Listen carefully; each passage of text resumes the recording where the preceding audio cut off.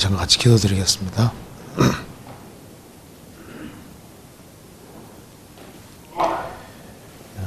저희를 사랑하시는 하나님 아버지 감사합니다.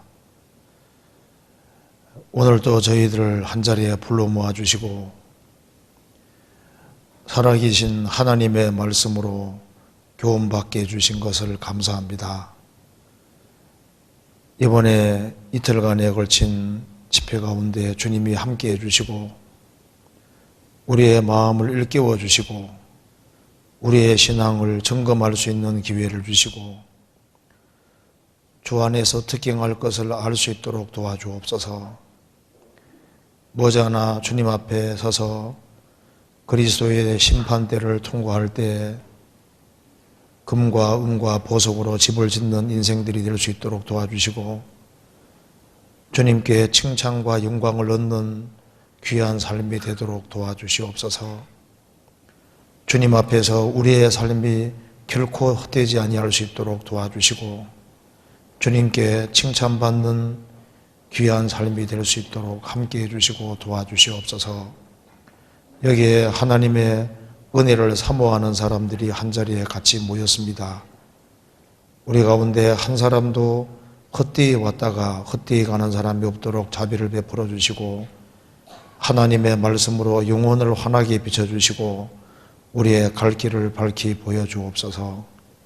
오늘 모든 시종 함께해 주시고 도와주시기를 간절히 의지합니다. 그리고 이곳에 참석하지 못한 형제자매님들도 어디 있든지 주님께서 일일이 기억해 주시고 함께해 주시고 도와주시옵소서. 주 예수 그리스도 이름으로 기도하옵나이다. 아멘. 성경 에베소서 5장 찾으시겠습니다.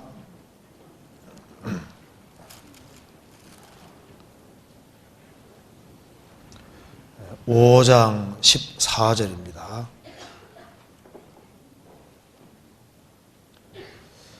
제가 읽겠습니다. 그러므로 이러시기를 잠자는 자여 깨어서 죽은 자들 가운데서 일어나라. 그리스도께서 내게 비치시리라 하셨느니라. 그런즉 너희가 어떻게 행할 것을 자세히 주의하여 지혜 없는 자 같이 말고 오직 지혜 있는 자 같이 하여 세월을 아끼라. 때가 악하니라. 14절을 같이 읽어보시겠습니다. 그러므로 이러시기를 잠자는 자여 깨어서 죽은 자들 가운데서 일어나라. 그리스도께서 내게 비치리라 하셨느니라. 거기까지입니다.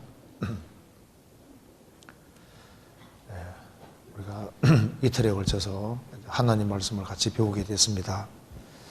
오늘은 잠자는 자여 깨어서 죽은 자 가운데서 일어나라 하는 이 내용으로 같이 한번 생각을 해보겠습니다. 그리고 내일에는 예수님이 죽으시기 전에 마가의 다락방에서 같이 모여서 최후의 만찬을 하시면서 예수님이 말씀해 주신 말씀이 있습니다. 그래서 다락방에서 주님이 말씀하신 말씀이 아주 중요한 말씀이기 때문에 같이 이틀간에 같이 배워보도록 하겠습니다. 여기 우리가 오늘 좀 생각해 볼 말씀은 여기 14절 말씀에 5장 14절에 잠자는 자여라는 말씀을 했습니다. 죽은 자가 있고 산 자가 있는데 산자는 거듭난 크리스찬들인데 거듭난 크리스찬들 중에 신앙적으로 잠자는 자가 있다고 말씀하신 겁니다. 이건 참 그리스도의 크신 은혜를 입고도 잠자는 자가 있다는 것은 이건 정말 통탄스러운 일이고 정말 놀라운 일이 아닐 수 없습니다. 주님 보시기에 내가 깨어있지 아니하고 산자임에도 불구하고 신앙적인 잠을 자고 있다. 이건 참 심각하고 중요한 일이 아닐 수 없습니다. 그리고 예수님이 오시는 그날 깨어있다가 주님을 만나는 사람이 있는가 하면은 여전히 신앙의 잠을 자다가 만나는 사람도 있습니다. 그가 홀린이 와서 너희 자는 것을 보지 않도록 하라는 말씀대로 구원받아서도 자다가 주님을 만나서 부끄럽게 되는 사람도 있는 겁니다. 그래서 여기에 잠자는 자여, 왜 이렇게 말을 하고 있을까요? 분명히 구원을 산 자 중에 잠자는 자가 있기 때문에 하는 말입니다. 그죠? 그런데 이제 말씀을 들을 때는 꼭 들어야 될 사람이 안 듣거든요. 안 들어도 되는 사람은 또 열심히 참석해 열심히 들어요. 들어야 될 사람은 또 안 듣거든요. 그래서 성경이 말씀한 대로 있는 자는 받아 더 풍족하게 되고 없는 자는 있는 줄 아는 것까지 빼앗긴다는 말씀대로 신앙생활을 바르게 하려는 사람은 주님께서 더 할 수 있도록 길을 열어주실 겁니다. 여기에 이 에베소서 이 5장 14절 말씀 속에 성경의 중요한 내용이 아주 압축되어 있습니다. 이 본문 보면 우리가 알 수 있는 기본적인 사실은 죽은 자들 가운데서라는 말대로 주님 보실 때는 죽은 자들이 있고 산 자들이 있다는 걸 알 수 있잖아요. 그죠? 죽은 자들이 있고 산 자가 있고 산 자들은 산 자 중에도 잠자는 자가 있다는 걸 알 수 있잖아요. 그리고 이 잠자는 자는 죽은 자들 가운데 있지 않습니까? 어떻게 산 자가 죽은 자들 가운데 있게 됐을까요? 분명히 이유가 있는 겁니다. 죽은 자들 가운데 섞여 있다가 결국은 죽은 자들과 비슷하게 잠자는 자로 바뀌어버린 겁니다. 또 여기에 주님의 소원이 나와 있죠. 잠자는 자여, 잠자는 자에게 주님 원하시는 뜻은 깨는 겁니다. 깨어서 그 다음에 죽은 자들 가운데서 일어나라. 주님 명령입니다. 일어나라. 죽은 자들 가운데서 일어나라. 죽은 자들 가운데서 일어나라는 말씀은 어디에 있는 걸 원하시는 것일까요? 분명히 주님 원하시는 곳이 있기 때문에 죽은 자들 가운데서 일어나라. 죽은 자들 가운데서 구별되라는 것은 어딘가 있기를 원하시는 거잖아요.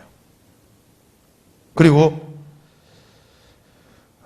일어나는 그 사람에게 그리스도께서 네게 빛이리라 하시느니라.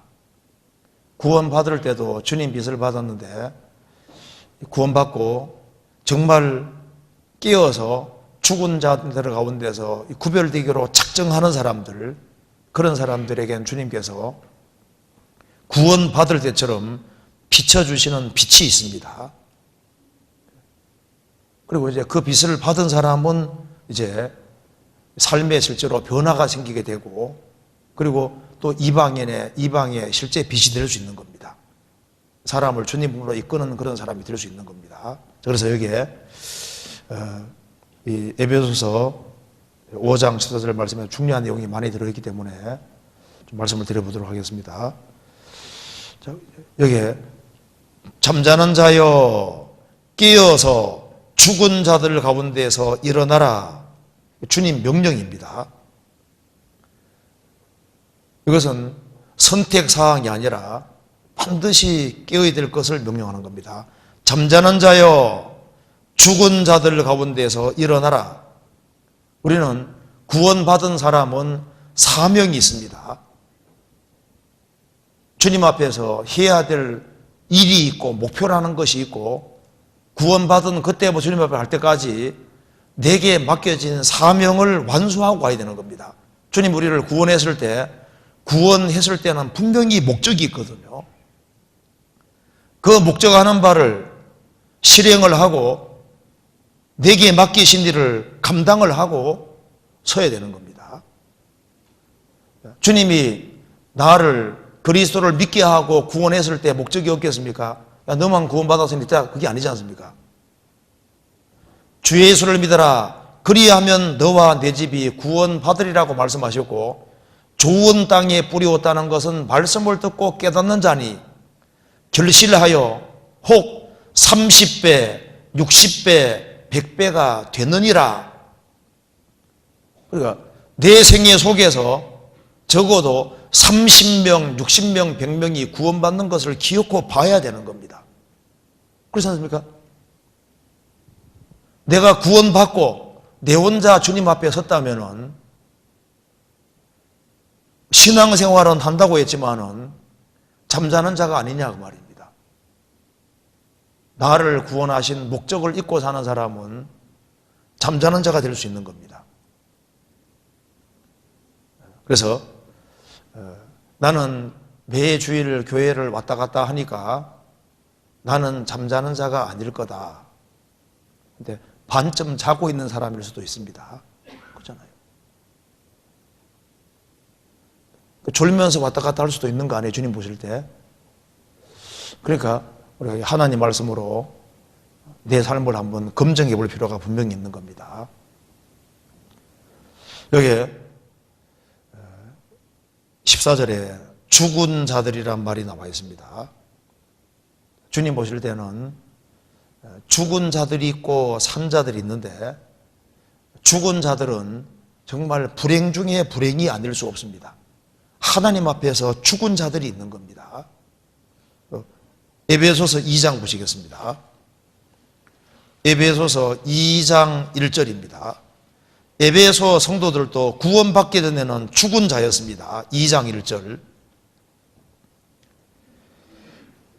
너희의 허물과 죄로 죽었던 너희를 살리셨도다.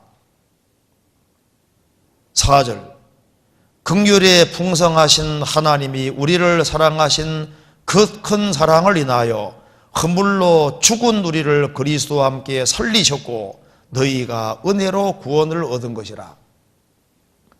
주님의 은혜와 긍휼로 구원 얻지 아니한 모든 사람은 하나님 보실 때는 죽은 자입니다.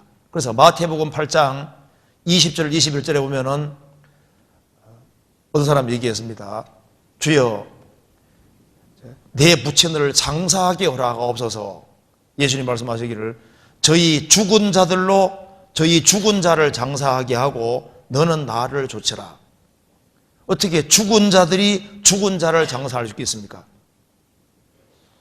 영혼도 죽고 육체도 죽은 사람은 죽은 시체고 죽은 자고, 죽은 자들로 저희 죽은 자를, 그 죽은 자들은 살고 있지만, 세상에 살고 있지만은 하나님과 관계가 없는 사람, 영적인 생명을 얻지 아니한 모든 사람들은 주님 보실 때는 죽은 자인 겁니다. 에베소 성도들도 주님 만나기 전까지는, 거듭나기 전까지는 죽은 자였던 겁니다. 그래서 죽은 자가 있고 산 자가 있습니다. 그럼 죽은 자와 산 자의 특징이 뭘까요? 죽은 자는 생명이 없는 거예요. 그래서 이 교회 생활을, 교회를 왔다 갔다 해도 영적으로 죽은 자는 아무리 집회를 듣고 교육을 받고 어떤 방법으로든 간에 그게 이해가 되지 않도록 되어 있습니다. 그러니까 영적인 생명을 얻기 전까지는 아무 소용이 없는 거예요. 그래서 죽은 자는 생명이 없는 것처럼 영원한 생명이 주님이신데 주님이 그 사람 속에 들어오실 때 그가 영원한 생명을 얻는 겁니다. 요한 1서에 보면은 예수님을 영원한 생명이라 했고 하나님이 우리에게 약속하신 약속이 이것이니 곧 영원한 생명이라고 했습니다. 예수님이 영원한 생명이기 때문에 예수님이 그 사람 속에 들어와 있는 사람은 영원한 생명을 얻은 사람입니다. 그래서 예수님이 자기 속에 들어온 사람은 산 자고 예수님이 없는 사람은 죽은 자입니다. 그래서 생명이 있냐 없냐, 일단 죽은 자는 생명이라는 것이 없어요. 그래서 영적인 생명이 없기 때문에, 생명이 없기 때문에 먹을 수가 없는 거예요. 죽은 자는 먹을 수 없습니다. 성경은 살아있는 책입니다. 아시죠? 하나님의 말씀은 살았고 운동력이 있어 좌우의 날선 어떤 것보다도 예리해요. 그 말씀대로 하나님 말씀은 이건 살아있습니다. 살아있는 말씀이기 때문에 누구에게 양식이 되냐면은 산자에게만 양식이 되기 때문에 죽은 자는 성경만큼 재미없는 것이 없습니다. 저희를 진리로 거룩하게 하옵소서. 아버지의 말씀은 진리니이다. 구원 안 받은 사람은 성경 자꾸 들으면 진리입니다. 진리. 진짜 재미없는 거예요. 1시간 반 설교 듣는 거 진짜 지겹거든요. 구원 안 받은 사람은 영적으로 죽은 자니까 이건 살아있는 사람에게 필요한 이게 양식이기 때문에 양식을 먹을 수가 없는 거예요. 그래서 이 성경을 따분하게 생각하고 성경 배우는 것을 재미없어 하는 그 자체가 죽었다는 증거인 거예요. 회당장 야이로의 딸이 살았을 때 예수님 뭐라 하셨습니까? 먹을 것을 주라 그랬잖아요. 죽은 자에게는 먹을 것이 필요 없는 겁니다. 산 자에게 먹을 것이 필요한 거예요. 그래서 사람이 떡으로만 살 것이 아니요 하나님 입으로 나오는 모든 말씀으로 살 것이니라. 그래서 이 성경은 하나님 말씀 양식이기 때문에 거듭난 사람, 이 사람에게 정말 양식이 되는 거예요. 그래서 산자는 먹는 것이 있습니다. 죽은 자는 젖도 못 먹고 밥도 못 먹는 거예요. 그래서 영적인 생명을 얻은 사람은 젖을 먹고 밥을 먹고 교제 가운데 젖이 있잖아요. 그래 구원받은 사람은 교제 가운데 있으면 그렇게 좋잖아요. 그래서 이런 사람이 있습니다. 어떤 사람 구원받았다 하는데 구원받은 사람들이 모이는 무리 가운데 그렇게 재미없어 하는 거예요. 오히려 바둑 뜨는 게 낫고 불신자들 속에 어울리는 것이 좋고 그거 싫어합니다. 왜냐하면 이 속에서 뭔가 못 먹는 거예요. 그게 죽었기 때문에. 영적으로 죽은 자들은 먹지 못한다는 특징이 있습니다. 그리고 죽은 자들은 세상 풍속을 거스를 힘이 없습니다. 그렇잖아요. 그래서 구원 안 받은 모든 사람은 죽은 자이기 때문에 바람에 날리는 겸비다. 그 세상 풍속에 따라서 바람에 날리는 겨고 남들이 하는 걸 따라하게 되는 거예요. 그 세상을 거스리는 힘이 없습니다. 아무리 큰 물고기라도 죽은 물고기는 물살에 떠내려가잖아요. 살아있는 물고기는 거스리는 힘이 있는데 그 죽은 자는 세상에 딸려갑니다. 남들처럼 그냥 살아가 버리는 거예요.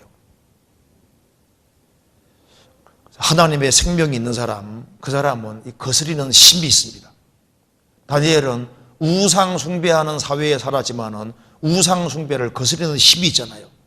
사드락, 메삭, 아벤노고도 우상 숭배를 거절했습니다.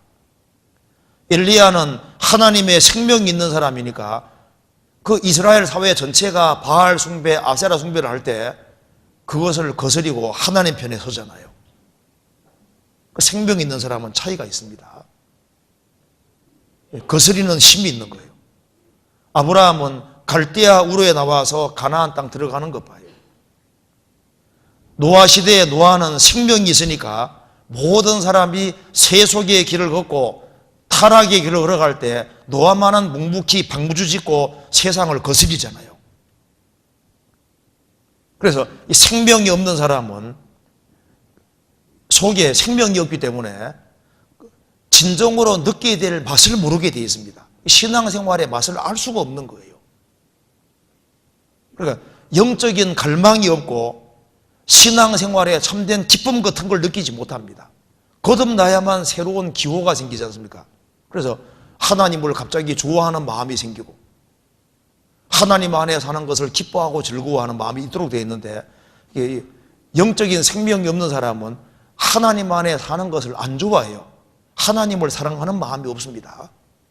그러니까 구원받은 무리 가운데 있는 걸 좋아할 리가 없죠. 그래서 신령한 것을 추구할 수 있는 힘이 없는 겁니다. 거듭난 사람은 신령한 걸 추구하는 건 자동으로 되어 있습니다. 죽은 자는 분별력이 없잖아요. 죽은 자는 아무것도 모르고 분별력이 전혀 없습니다. 산 자만이 분별을 가지는 겁니다. 그래서 이 얘기도 좋고 저 얘기도 좋고 이 사람 말도 좋고 저 사람 말도 좋고 그게 죽었다는 증거인 거예요.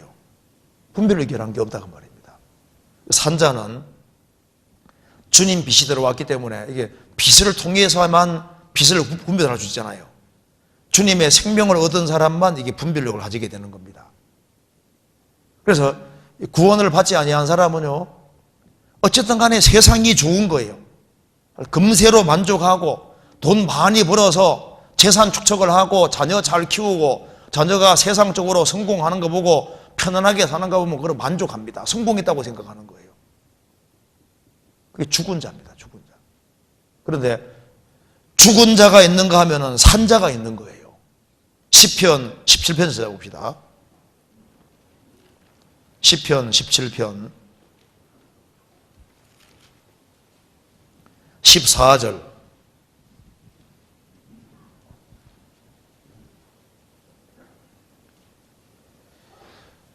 여호와여, 금생에서 저희 분깃을 받은 세상 사람에게서 나를 주의 손으로 구하소서.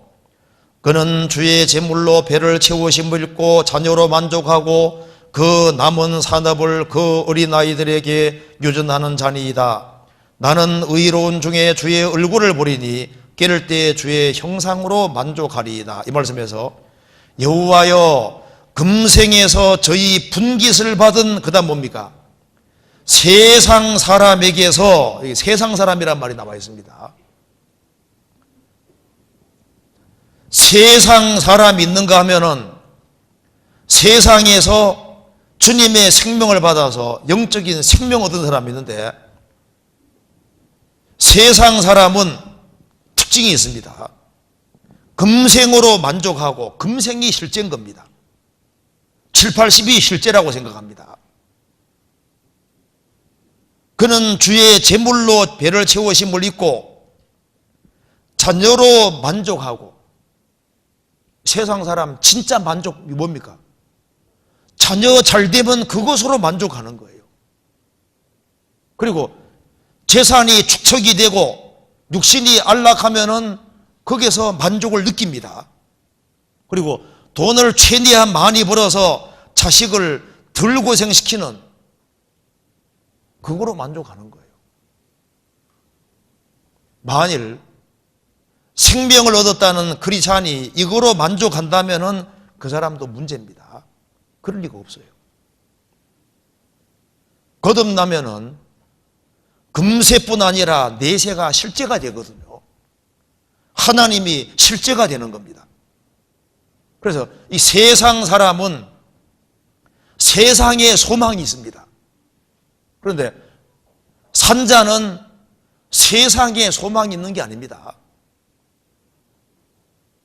우리는 땅의 소망을, 땅의 것을 얻으려고 구원받은 게 아니잖아요. 나는 의로운 중에 주의 얼굴을 보리니 깨를 때에 주의 형상으로 만족하리이다. 그래서 성도의 만족과 불순자의 만족이 완전히 다릅니다. 그래서 이 죽은 자는 주님의 생명이 없기 때문에, 세상을 거스리는 힘이 없기 때문에 결국은 타락된 본성을 따라서 아까운 데에 달려가고 그 악을 통제할 수가 없는 거예요.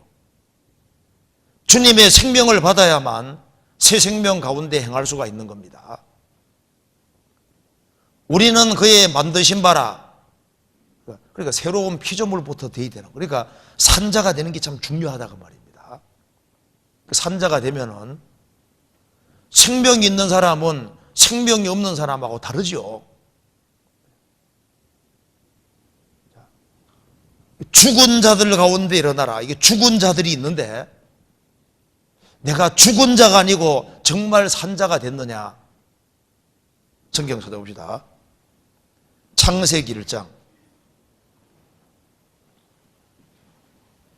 20절입니다.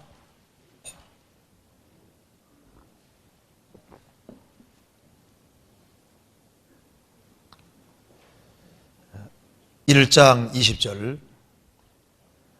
하나님이 가라사대 물들은 생물로 번성케 하라. 땅 위 하늘의 궁창에는 새가 날아라 하시고, 하나님이 큰 물고기와 물에서 번성하여 움직이는 모든 생물을 그 종류대로, 날개 있는 모든 새를 그 종류대로 창조하시니 하나님의 보시기에 좋았더라. 다섯째 날에 주님께서 좋았다고 하셨습니다. 바다에서 물고기들이 쫙 번성하면서 물고기들이 물살을 거스리고 쫙 달려가는 거 보고 주님께서 좋았더라. 궁창에는 새들이 쫙 날아가고 좋았다고 했지 않습니까? 이게 이제 우리에게 좋은 교훈이 되는 겁니다. 이게 물고기하고 새들에게 하나님의 생명이 딱 주어지니까 바다에서 달려가고 궁창을 나는 거 보고 주님 좋았다고 하시잖아요.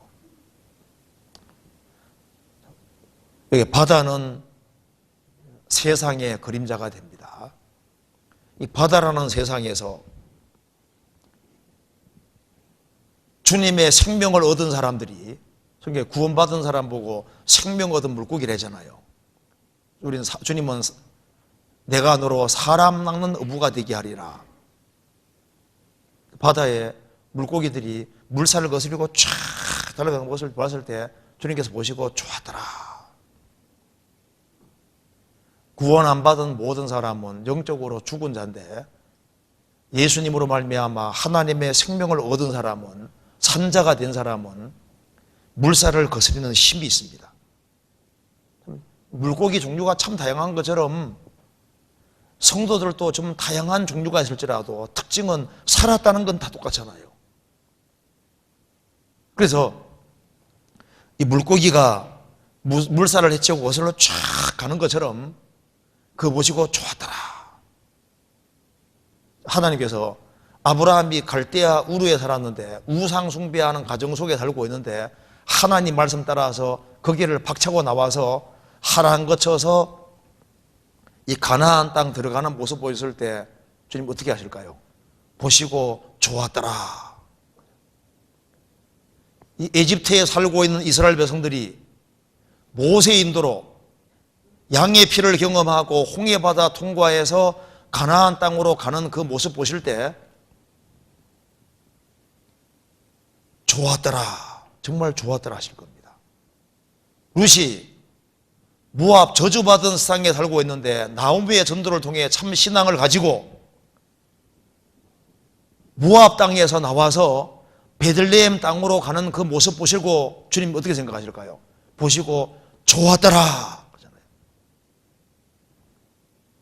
그래서 생명이 있는 사람만 거스를 수 있는 겁니다. 에스라와 느헤미야가 바벨론에서 이스라엘 땅에 들어와서 에스라는 이스라엘 백성들의 신앙을 부흥시키고 느헤미야는 성벽을 건축하는 그 일을 할 때 주님께서 보시고 좋았더라, 좋았다고 하시잖아요. 그런데 물고기 보면요, 좀 이게 비실비실한 물고기도 있어요, 그죠? 힘이 없어가지고 막 물살에 막 떠내려가려고 하는 그런 물고기도 있고, 막 힘 있는 물고기 있잖아요. 연어 보시면요, 진짜 멋있죠? 연어가 자기가 태어난 곳에서 방류되면 몇 년 후에 오는데, 야, 기어코 물살을 거슬려가지고 높은 곳도 뛰어 올라서 자기 태어난 곳으로 정확히 오는 것 봐요. 그런 물고기 중에서 청새치는 가장 빠른 물고기라고 하잖아요. 시속 몇 킬로인 줄 아시죠? 130km. 바다 속에서. 그러니까 물살을 아주 힘차게 거스르는 모습을 볼 때 주님 얼마나 좋아라 하시겠어요? 이 세상에 살면서 이 세상 풍조를 거스리고 주님 말씀 가운데 살아가는 거 보실 때 주님 좋았다고 하신다 그 말입니다. 그리고 궁창에는 새가 날아라. 새들이 궁창을 향해 날아갈 때 좋았다고 하시잖아요. 구원받은 사람은 산자입니다. 산자로서 우리는 위의 것을 추구하도록 부르심 받았고, 우리가 땅에 살면서 하늘의 것을 추구하고 그리스도를 추구하시면 주님께서 보시고 좋았다고 하시는 거예요. 성경에 우리 영혼을 새라고 표현했지 않습니까? 시편 찾아봅시다. 124편.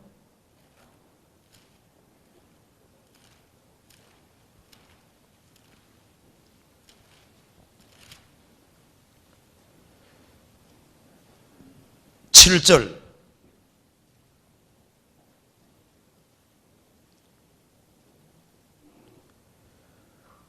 우리 혼이 새가 사냥꾼의 올무에서 벗어남같이 되었나니 올무가 끊어짐으로 우리가 벗어나도다.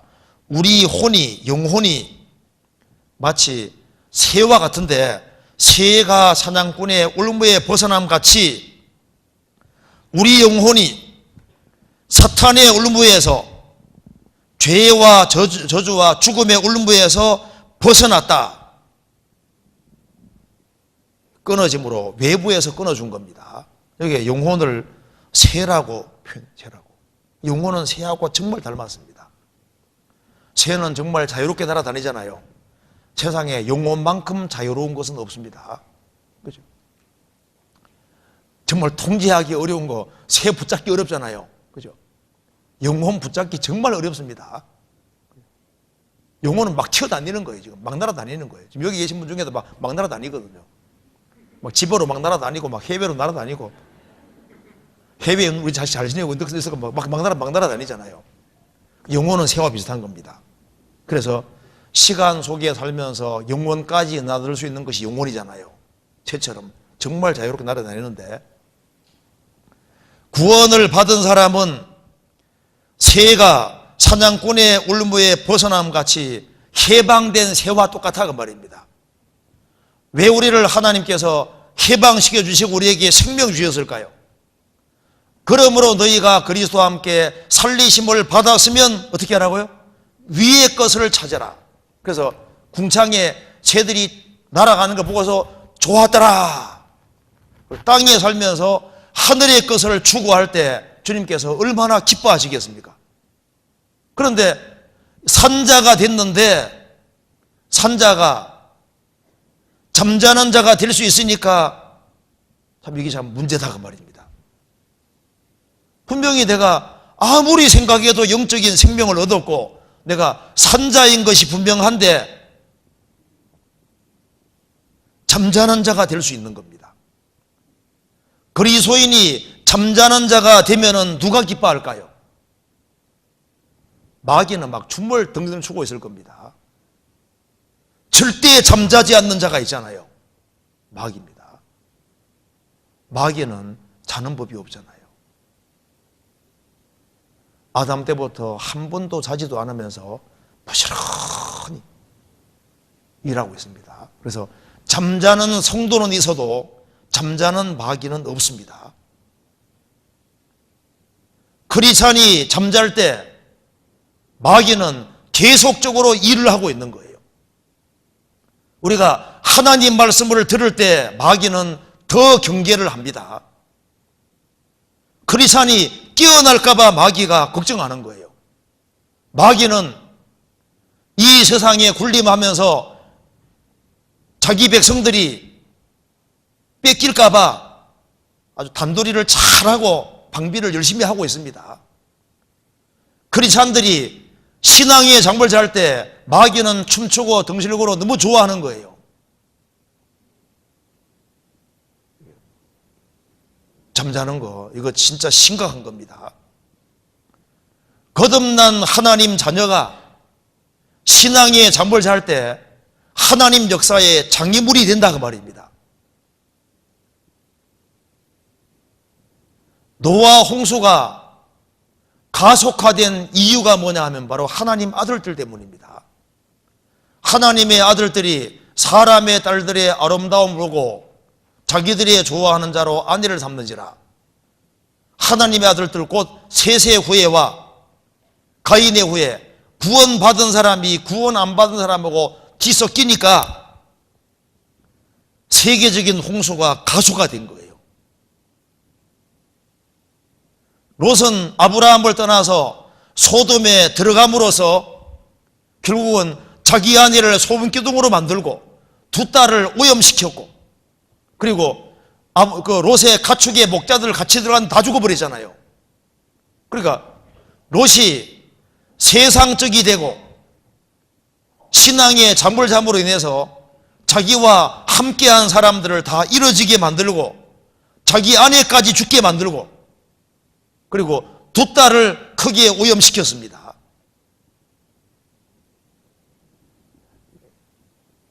주님께서 말씀하시기를 열처제 비유 보시면요, 주님 보실 때 10명의 처녀가 뭐라 했습니까? 다 졸며 잘세. 분명히 다 졸며 잤다고 했습니다. 그러니까 주님의 재림이 다가오면 다가올수록 깨어있는 사람이 극히 적을 걸 말씀하시는 거예요. 깨어있다고 하는데, 신앙생활은 한다고 하는데 주님 보실 때는 자는 자가 될 수 있다 그 말입니다. 누가복음 18장에서도 예수님 말씀하시기를 항상 기도하고 낭망치 말아야 될 것을 말씀하시면서 인자가 올 때 세상에서 믿음을 보겠느냐? 과부 같은 믿음을 보기 어려울 것을 말씀하는 겁니다. 주님 역사를 끌어내리는, 주님 역사를 끌어내지 아니하면은 그 사람 통해서 아무 일이 벌어지지 않으니까 신앙적으로 주님 볼 때 자는 자가 될 수 있는 거예요. 그렇지 않습니까? 인자가 올 때, 예수님 재림할 때 세상에서 믿음을 보겠느냐? 구원받는 믿음을 말하는 게 아니라 구원받고 깨어있는 신앙생활을 하면서 주님 역사를 끌어내리면서 주님과 함께 일을 하는 가운데 주님 만나는 사람이 있겠느냐? 극히 적을 것을 말씀하시는 겁니다. 제가 에베소 성지순례를 했을 때 에베소를 가봤습니다. 참 그 에베소는 이 바울 사도가 사역할 당시에 가장 큰 대표적인 도시 중에 하나입니다. 아주 공중 목욕탕이 있고 아주 음란하고 죄가 많고 아주 타락된 곳인 거예요. 그래서 거기에 사는 성도들이 신앙의 잘만도 합니다. 성지순례 하면서 에베소 지역 보니까 야, 여기에 유혹이 정말 많았겠다 그 생각이 들더라니까요. 그러니까 에베소 지역에 있는 성도들도 왜 주님께서 잠자는 자에 말했냐면은 그 잠을 잘 수 있는 그런 환경적인 요인이 많이 있었던 거예요. 거기에 아담의 신전이 있고 굉장히 타락된 것이 많이 있었고 죄악이 번창했고 잠자기가 쉬웠던 겁니다. 우리 시대도 전쟁 시대가 아니기 때문에요. 무슨 핍박이 있는 시대가 아니기 때문에 신앙에 잠을 자기 아주 좋은 시대입니다. 그러니까 주님께서 잠자는 자야라고 그렇게 말씀하시면서 죽은 자들 가운데에서 일어나라고 말씀하신 겁니다. 성경 다시 한번 찾아봅시다. 에베소서 다시 봅시다. 에베소서 5장 다시 보시겠습니다. 14절.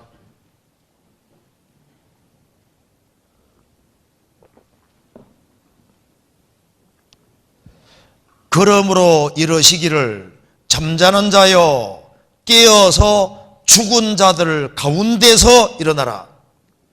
여기 구원받은 사람은 죽은 자가 아니라 산자인데 산자가 어떻게 돼서 죽은 자들 가운데에 들어가게 됐을까요?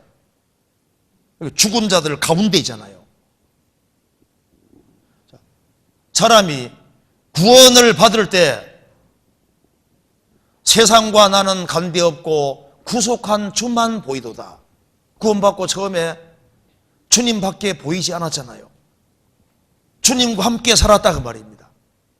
그리고 오로지 주님 성도들과 교제하는 것을 좋아하고 교회와 연결돼서 자기 위치를 지키고 신앙생활을 했는데 어째서 죽은 자들 가운데에 들어가서 심지어 그들과 어울려서 잠자는 자까지 됐냐 그 말입니다. 구원을 받고 스스로 죽은 자들 가운데 뛰어드는 사람은 거의 없을 겁니다. 구원받았다고 말하면서 죽은 자가 가운데서 스스로 뛰어들어서 그들과 동고동락 그걸 더 좋아한다면 처음부터 생명이 없다는 증거일 겁니다. 사람이 거듭날 때 주님의 생명을 딱 얻었으면 가치관이 바뀌잖아요. 아차 내가 속았구나. 큰일 날 뻔했구나. 까닭이 있으면은 그냥 불신자들과 같이 영원한 멸망에 처할뻔하는 걸 알고 너무나 소름 끼치게 놀라고, 그래서 구원 안 받은 사람들 보면요 정말 불쌍하게 보이고 이렇게 구비를 딱 됐었는데 어쩌다가 죽은 자들 가운데 들어가게 됐을까요? 아마 서서히 죽은 자들을 가까이 하게 됐을 겁니다. 처음부터 죽은 자들 가운데 살지 않았을 거 아니에요. 타락은 서서히 이루어지는 겁니다. 롯도 소돔 고모라 그 죽은 자들로 가득한 곳에 처음부터 들어간 것이 아니잖아요. 어떻게 해서 죽은 자들이 가득한 그 소굴 속에 들어가서 살게 됐을까요? 아브라함은 자기 아버지가 일찍 죽었기 때문에 삼촌인 그 아브라함을 롯은요 자기 아버지처럼 생각하고 살았던 거예요. 그래서 아브라함이 갈대아울에 나와서 가나안 땅 들어갈 때 자기 삼촌 따라서 같이 나왔다 그 말입니다. 삼촌을 아버지처럼 생각하며 동고동락을 했습니다. 그런데 가나안 땅 들어갔는데 가나안 땅에 기근이 있으니까 기근 피해서 에집트로 내려갈 때 같이 따라 내려갔던 겁니다. 거기에서 롯은 젊은 사람으로서 너무 놀래버린 겁니다. 우리가 세계사 교과서 펼치면 제일 먼저 나오는 나라가 에집트잖아요. 에집트는 문명을 엄청 발전시킨 나라입니다. 그래서 텐트에 살던 롯이 에집트 내려가 보니까 눈이 막 휘둥그레지는 거예요. 세상에 이런 세계가 있었냐 그 말입니다. 그래서 애굽에 내려갔다가 아브라함은 애굽에서 돌아와서 처음 신앙을 회복했다고 성경에 되어 있습니다. 롯은 젊은 사람이기 때문에 애굽에 내려갔다가 올라오면서 찌꺼기가 묻어 들어온 거예요. 세상 사랑이 묻어 들어온 겁니다. 어떤 사람은 신앙생활 청년 시절에 잘했는데 괜히 유학을 갔다 왔는데 그 사이에 뭐가 하나 섞여 들어왔거든요.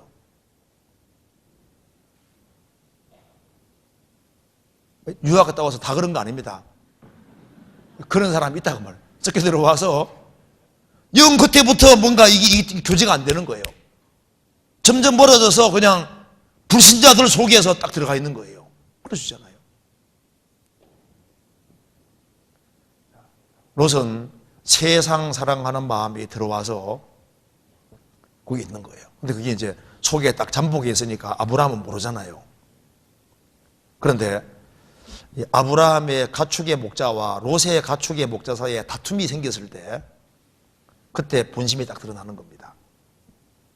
그래서 이 롯은 아브라함을 떠나고 싶은 거예요. 아브라함은 이제 아주 고지식하다고 생각이 들 겁니다. 우리 삼촌은 평생 텐트에 살 사람이야. 절대 이 장막 생활을 벗을 리가 없다고 생각하는 겁니다. 그래서 아브라함도 텐트 살았지요. 이삭도 텐트, 야곱도 텐트에 살았거든요. 그런데 젊은 사람으로 롯은 텐트에 살기 싫은 거예요. 에집트를 봤거든요. 도시에 살고 싶은 마음이 있는 겁니다. 그래서 분리될 수 있는 길을 원하다가 가축의 목자 사이에 다툼이 딱 생겼을 때 그걸 이용해서 분리되려고 하니까 아브라함이 아무리 봐도 같이 있을 사람이 아닌 겁니다. 그래서 롯을 불렀습니다. 너가 좌하면 나는 우하겠고 너가 우하면 나는 좌하겠다. 네 먼저 선택해라. 삼촌 무슨 말을 하세요? 나는 삼촌 절대 떠나지 않을 겁니다. 이렇게 얘기 될 거 아니에요. 그리고 삼촌이 먼저 선택하시오 이렇게 해야 되는데 참 철이 없어요. 그렇게 말하니까 혹시 선택권 빼앗길까 봐 자기가 먼저 딱 선택하는데 요단 쪽으로 소돔 가까운 쪽으로 딱 택하잖아요. 성경 말씀하기를 애굽 땅과도 같았다고 했습니다. 애굽 땅처럼 보이는 거예요. 그렇게 해서 떠나서 조금 장막을 옮기고 떠나서 어디까지 들어갔습니까? 소돔까지 들어갔잖아요. 죽은 자들 가운데 있는 사람이 있다 그 말입니다. 그리고 그는 생명이 있는 사람이기 때문에 그 소돔 사람들이 죄 짓는 것을 보고 탄식하고 괴로워하고 자기 신앙은 지킨다고 지켰지만은 자기 자녀들이 자기와 똑같은 믿음이 있는 게 아니잖아요. 그러니까 딸들도 오염시키고 아내도 그냥 완전히 소금 기둥 되게 만들었잖아요. 가축의 목자들도 같이 다 망했습니다.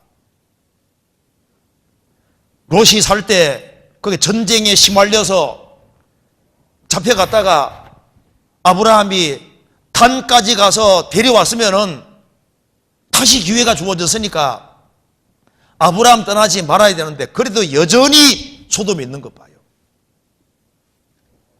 그럴 수 있다니까요.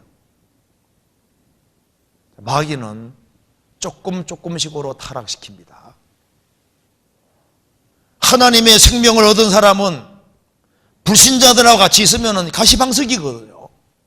그런데 가시방석인데 어째서 가시방석이 안 되고 불신자들 속에 어울려서 같이 있게 됐냐 그 말입니다. 그건 타락이 이루어진 거예요. 타락이 조금씩. 마귀는 조금씩이라는 방법 사용해서 주님과 틈이 멀어지게 하고 성도들과 틈이 멀어지게 하고 교회와도 멀어지게 하는 겁니다. 마귀는 타협의 명수입니다.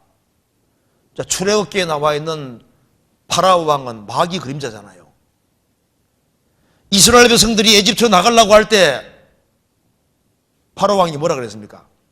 너희들 굳이 나갈 필요 있냐? 이 땅에서 섬기라. 출애굽기 8장 25절에 이 땅에서 섬기라. 우리는 기어코 가야 되겠습니다 하니까 뭐라 했습니까? 출애굽기 8장 28절에서 야 너무 멀리는 가지 말아래. 너무 멀리. 그래도 가겠다고 하니까 출애굽기 10장 11절에서 말씀하기를 남자들만 가라. 그래도 가겠다고 하니까 야 양과 소는 머물러도 그 다음에 이제 또 가려고 하니까 끝까지 가겠다고 하니까 그 다음엔 다 놔버리잖아요. 어떻게 하든 간에 뭐 하나라도 걸고 넘어져서 결국은 타협을 하게 만들려고 하는 겁니다. 마귀가 아주 머리가 얼마나 비상한지 몰라요.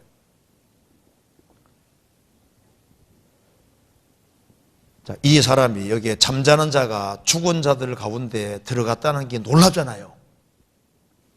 나는 설마 그럴 리가 없을 거다. 근데 조금씩 시간 지나가면요 나중에 자기도 모르게 그냥 죽은 자들 가운데 어울려 살면서 주님이 자기를 부르신 목적을 망각하고 살면서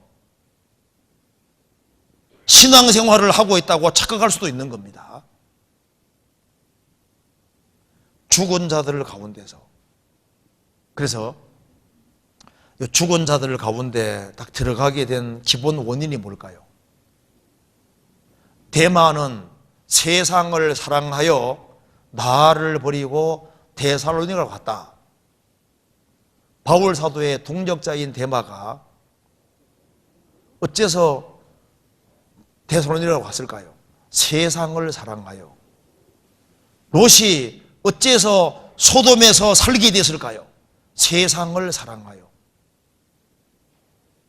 그래서 성경에 말씀하기를 이 세상이나 세상에 있는 것들을 사랑치 말라. 누구든지 세상을 사랑하면 아버지 사랑이 그 속에 있지 아니하니. 그러니까 세상에 살고 세상 물건을 써야 되는 건 맞지만은 세상을 사랑하지 마라. 세상을 사랑하면은 주님에게서 멀어질 수 있는 가능성이 있습니다. 주님과 멀어지면은 결국은 세상 속에 들어갈 뿐 아니라 불신자들 속에 딱 올려가지고 그게 한동세가 되어버리는 거예요. 그리고 여기에 죽은 자들 가운데 들어가게 되는 이유 중에 또 한 가지가 이성교제입니다. 젊은 청년들은 이성교제 정말 조심해야 되는 거예요. 여기 신앙 실패한 사람 중에 이성교제 때문에 신앙 실패한 사람들이 많습니다. 그래서 거듭난 그리스도인들이 불신자와 결혼하는 것은 마귀를 장인으로 모시는 것과 같아. 빌리 그리암 목사가 한 말입니다.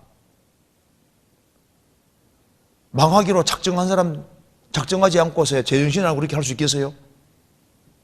아니, 이제 결혼해서 구원시키지 그 구원을 사람이 주는 게 아니잖아요. 성경 한번 찾아봅시다. 여기에 아모스 3장 봐봐요. 아모스 3장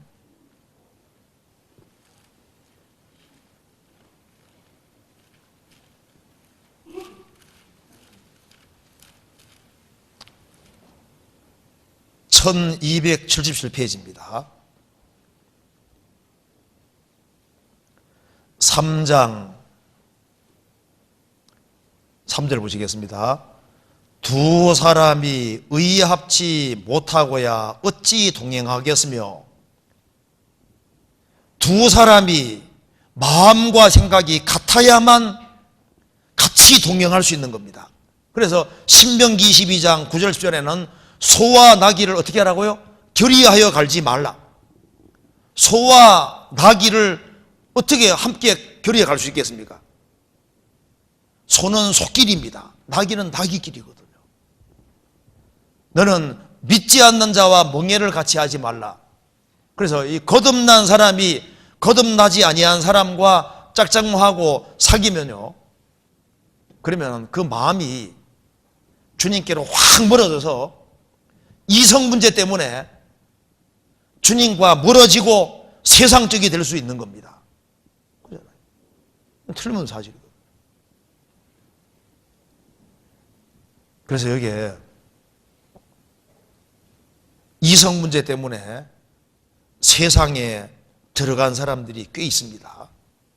성경에요, 읽어보시면 열왕기에서 읽어보면 이왕은 누구의 아내였다 그 말이 계속 나오잖아요. 아내가 누구였단 말이 계속 나옵니다. 왜냐하면 그리고 어머니가 누구고 아내가 누군 자꾸 나오잖아요.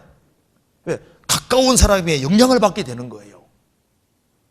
결혼이라는 것은 영향을 서로 받는 가장 중요한 요소가 되는 겁니다. 그래서 어떤 사람은요, 정말 젊을 때 신앙생활 잘했는데 남편 혹은 아내를 잘못 얻었어요. 그러니까 이게 결국은 다툼이 심해서 결국은 딸려가서 신앙을 망치고 그 신앙생활을 못하는 그런 경우 있잖아요. 그 죽은 자들 가운데 들어가 있다 그 말입니다. 그럴 수 있는 거예요. 또 한 가지는 어떻게 산자가 죽은 자들 속에 들어가게 돼서 그래요. 이게 친구입니다. 친구 잘 사귀어야 됩니다. 내가 주로 가까이 하는 사람이 누군지 우리가 불신자들하고 대화를 하고 그래야지 사회생활을 할 수 있잖아요. 대화도 하고 해야 되는 건 맞지만은 친밀한 관계 속에 들어가는 것은 불신자들하고 친밀한 관계로 들어가면은 신앙을 망치기 십상인 거예요. 친구를 정말 삼가야 됩니다. 조심해야 되는 거예요. 성경 고린도전서 15장을 보시겠습니다.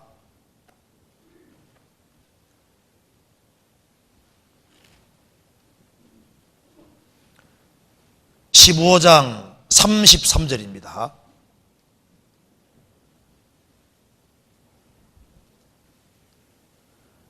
속지 말라. 악한 동무들은 선한 행실을 더럽히나니 깨어 의를 행하고 죄를 짓지 말라.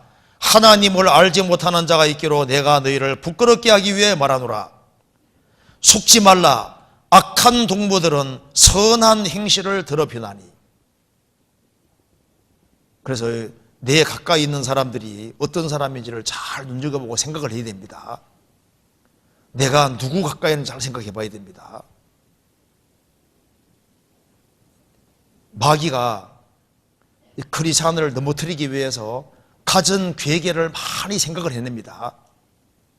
그래서 이 가까이에 엉뚱한 사람을 옆에 둬서 넘어뜨리려 할 수 있는 거예요. 그래서 내게 친절하게 대해주면서 나를 이용하려는 사람도 있습니다.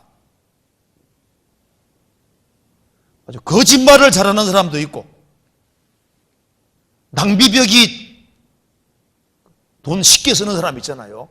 돈 푹푹 쓰는 사람, 그건 조심해야 됩니다. 돈을 별로 가치 없는 것에 쓰는 사람, 야, 저 사람 돈 많구나. 그거 가까이 할 사람이 아닌 거예요. 진짜 돈을 버는 사람은요, 돈 함부로 못 쓰거든요. 돈을 함부로 쓰는 사람은요, 그 사람 자기가 돈 안 벌어본 사람입니다. 돈 벌기가 얼마나 어려운데요. 부모가 부자라 해서 돈 푹푹 쓰는 사람 있잖아요. 조심해야 됩니다. 그 사람 돈 안 벌어본 사람인 거예요. 도박하는 사람들, 그리고 아첨하는 사람들 조심해야 됩니다. 주변에 악한 사람이 얼마나 많은데요. 세상 사람하고 접촉하고 살아야 되지만은 조심해야 할 사람들이 굉장히 많은 거예요. 그래서 인간관계가 잘못 얽히면은요, 딸려가 버리는 거예요. 그렇지 않습니까? 한때 신앙생활 잘했는데 왜 죽은 자들 가운데 들어가 있냐 그 말입니다. 죽은 자들에게 붙잡힌 거거든요. 그 사람이 산자들 가운데 연결되어서 정상적으로 신앙생활을 했으면은 그 사람 통해 주님이 얼마나 많은 일을 하셨을 텐데, 그러니까 이 신앙생활을 중요하게 생각해야 됩니다. 성경 레위기 11장 보면은 칠면 석척 부정한 짐승에 속하잖아요. 7 얼굴을 한 석척 도마뱀입니다. 카멜레온 말하는 겁니다. 카멜레온은 환경에 따라서 색깔이 바뀌어지잖아요. 그래서 믿는 사람들 속에서는 믿는 것처럼 행동하고 불신자들 속에서는 안 믿는 것처럼 행동하는 그런 사람도 진짜 위험한 사람입니다. 그렇잖아요. 세상에는 옳은 것이 있고 아는 것이 있습니다. 내가 정말 가까이 하는 사람이 누구일까?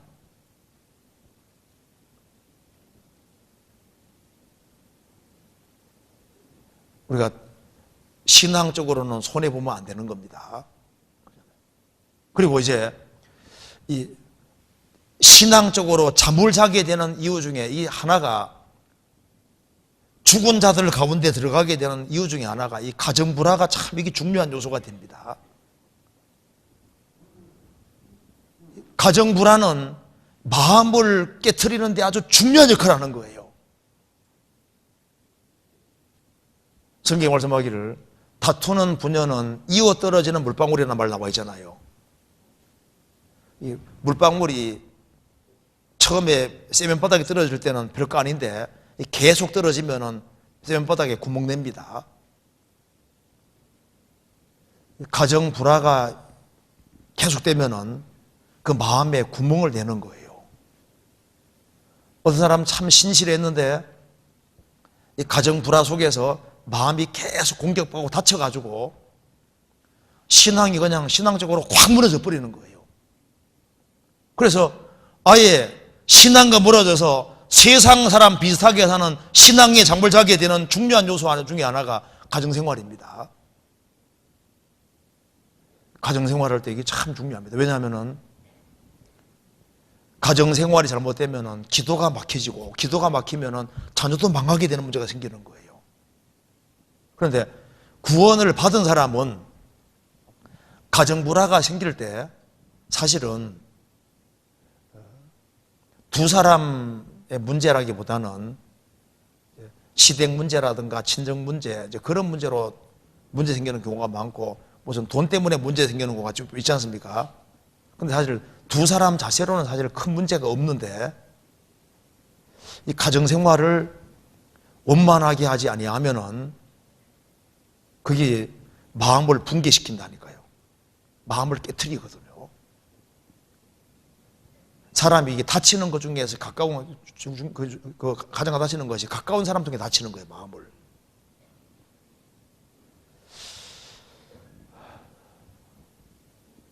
그래서 잠자는 자여, 왜 잠을 자게 됐을까? 왜 내 신앙이 이 모양 이 꼴이 되고 내가 왜 신앙적으로 참전한 자가 됐을까? 그게 이제 가정생활에 충실하지 않았기 때문에, 그 남편과 의 도리를 신경 쓰지 않았기 때문에 그것이 주된 원인이 될 수도 있기도 하는 거예요. 그래서 아내가 남편 신앙을 망치게 할 수 있고 남편이 아내 신앙 망치게 할 수도 있습니다. 그래서 아내가 정말 따뜻한 마음을 가지고만 가정생활을 했어도 남편이 정말 신앙적이 되고 그리고 하나님 앞에서 귀하게 쓰임받는 사람이 되고 세상적인 잠을 안 자는, 가정에 들어오고 싶어도 이 아내 때문에 가정에 못 들어올 수도 있거든요. 하도 바가지 걸고 대고 하니까 집에 나오기 싫어가지고 바깥에 빙빙 돌면서, 그래서 세상 사람들 속에 들어갈 수도 있는 거예요. 그렇잖아요. 반대인 경우도 있다고 말입니다. 그래서 이제 이 아내들이 세속적이 되기가 안 쉽잖아요. 일단 가정에 있으니까. 남자들은, 구원받은 형제들은 밖에 나갔다 들어오면 이제 집에 있어야 되는데, 집에서 가정에서 아내가 환영해 주지 않으면 갈 데가 어디 있냐 말입니다.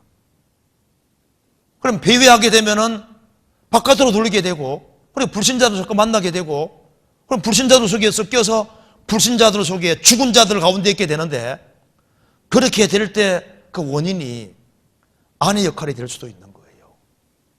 꼭 아내가 그렇다는 얘기가 아니라 그럴 수도 있기 때문에, 사실 이 구원받은 남편들은 갈 곳이 없습니다. 그거 아내들이 생각해야 됩니다. 그래서 아이고, 집에서 웃기만 해도 얼마나 좋아. 제발 좀, 아내들은 좀 웃어요. 집에서 마음을 좀 낮추고 좀 부드럽게, 밖에 갔다 돌아오면요 정말 기쁘게 환영을 좀 해줘. 그래야지 세상이 안 가지. 그 세상에 배회하게 만들면 안 됩니다. 우리 수원 식구들은 안 그럴 것 같아요. 그죠? 다 아내들이 잘하고 있을 겁니다. 근데 혹시나 싶어가지고 하는 얘기입니다. 그런데 그렇다고 해서, 근데 여자들은요 남자들보다 훨씬 민감하거든요. 여자들은 남자들 훨씬 민감하기 때문에 정말 남편들도 말 조심해야 됩니다. 그냥 막 단소리 하면요 그걸 하고 받아 넘겨야지, 그거 가지고 반박하는 마음 가지고 한번 쏘아붙인다든가 그렇게 하면요 그 더 큰 상처받게 만들 수도 있는 거예요. 조심해야 돼요. 어쨌든 간에 그래서 이제 한번 이런 얘기 하더라고요. 이게 부부 특강을 한번 했으면 좋겠다 하더라고요. 그래서 한번 결혼한 사람들만 따로 이렇게 해가지고 한번 시간 한번 내가지고 한번 이거 해야 되겠다 생각이 있습니다. 하면 좋겠죠. 한번 해야 될 것 같아요. 그래서요, 우리 구원받은 사람들 가정생활 참 중요하잖아요. 그래서 이 가정에서 사실 구원받은 사람은 불쌍하다니까요. 형제도 불쌍하고 아내도 다 불쌍하니까 주님 구원해 주신 거예요. 그렇지 않습니까? 우리가 죄인이니까 구원받은 겁니다. 그래서 정말 가정에서 용납해주고, 그래서 용서하는 마음을 가지고 행하고, 그렇게 해서 신앙에 잡을 안 자도록 그거 신경 써야 됩니다. 그 역할을 가정에서 할 수 있는 거예요. 그래서 제가 글을 하나 읽어드리겠습니다. 이제 어떤 경찰관이 말하기를, 자기가 800명 이상의 강력범들은 분석을 했는데 다 절대 분석이 안 되는 사람 하나 있대요. 자기 마누라. 다른 거 다 분석되는데 아내는 알다가도 모르겠다 그 말입니다. 모르지. 이성 가지고 분석이 안 되지, 아내들은요. 그러잖아요. 넓은 마음으로 받아줘야지. 아내는 분석할 대상이 아닙니다. 남편 아내는 분석해서 될 문제가 아닌 거예요. 그리고 이제 구원받은 사람이 잠자는 자가 되고 죽은 자들 가운데 들어가게 되는 이유 중에 하나가 조심해야 될 것이 있습니다. 이 잘못된 교리입니다. 이 죄를 허용하는 잘못된 교리를 받아들이면 안 됩니다. 성경 어디에도 적당히 살아도 천당은 가겠지, 이 교리 받아들이면 큰일 납니다. 성경에 어디에서 적당히 살아도 천국 간다는 말이 없잖아요. 거듭난 사람은 적당하게 산다고 안 돼 있거든요. 적당하게 살아가면 주님이 두들겨 팬다고는 나와 있어도, 징계한다고 나와 있어도, 적당히 그냥 양다리 걸치고 죄 설설 짓고 살아도 좋은 데 간다고 성경에 두둔하는 말이 어디 있습니까? 아니잖아요. 그렇게 살아가면 너 정말 구원받았냐? 너 정말 생명이 들어와 있느냐? 이렇게 따지는 게 성경이잖아요. 그래서 니골라 당의 교훈을 받아들이고 발람의 교훈을 받아들이고 적당히 죄 지어도 천국 간다고 하는 그 잘못된 교리를 받아들이면 안 됩니다. 그리스도인들이 죄를 지을 수는 있지만은 죄를 지으면 성경에서 일어나도록 되어 있는 거예요. 개는 토한 것에 돌아가고 돼지는 씻었다가 더러운 고등에 들어눕는다 할지라도 거듭난 사람은 신의 성품이 들어와 있고 하나님의 생명이 들어와 있는 사람이기 때문에 넘어지지만은 아주 엎드러지지는 않고 일어나도록 되어 있잖아요. 그래서 내가 이렇게 섞여서 불신자들 속에 섞여 살아도 뭐 천당은 가겠지, 그럼 그것은 잘못된 생각이 주입돼서 그렇게 살고 있는 거예요. 성경에는 그런 사람들은 일어나라 그랬지 어디 그렇게 살아라고 되어 있습니까? 그렇잖아요. 잘못된 교리를 받아들이면 안 됩니다. 또 한 가지는 구원받고 생을 살아가는 가운데 너무 편안하기 때문에 신앙에 잠을 자고 너무 편안하기 때문에 불신자들 속에 섞여 사는 경우가 생길 수도 있습니다. 그래서 조금의 어려움 같은 건 필요한 거예요. 너무 편안한 게 좋은 게 아닙니다. 아마 여기에 신화생활 하는 분들은 항상 편안한 것은 아니었을 겁니다. 여러 가지 어려움이 있고 뭔가 컴플렉스가 있고 주님께 매달리지 않으면 안 되는 그런 상황들이 주어지기 때문에 그게 축복이라는 걸 아셔야 됩니다. 뭔가 컴플렉스가 없고 불편한 것이 없고 주님께 매달릴 조건이 없어지고 하면은 육신적으로 마음을 탁 놓으면서 자기도 모르게 서서히 신앙의 잠에 빠져들 수 있는 거예요. 그래서 성경에 이렇게 말했습니다. 신명기 8장 봅시다.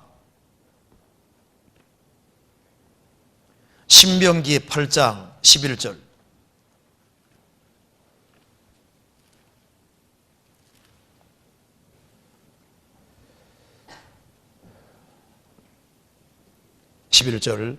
내가 오늘날 내게 명하는 여호와의 명령과 법도와 규례를 지키지 아니하고 내 하나님 여호와를 잊어버리게 되지 않도록 삼갈지어다.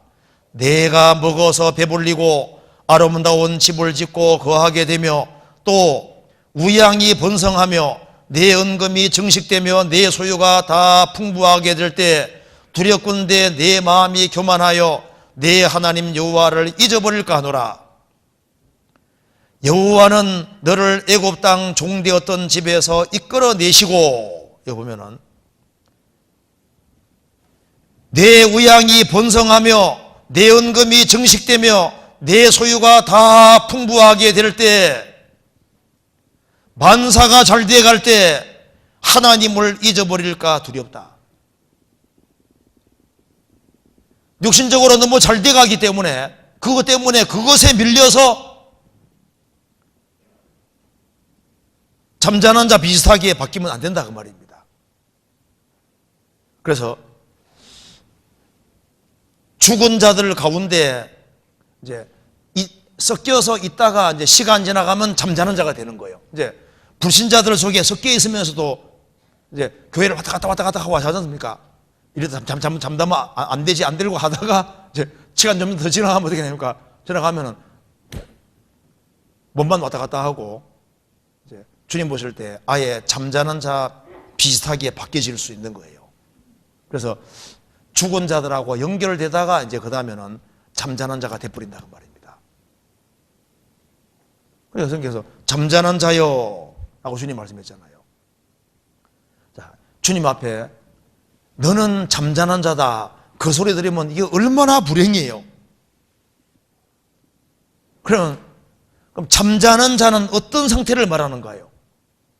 성경에서 봅시다. 에베소서 다시 봅시다. 에베소서 5장 14절.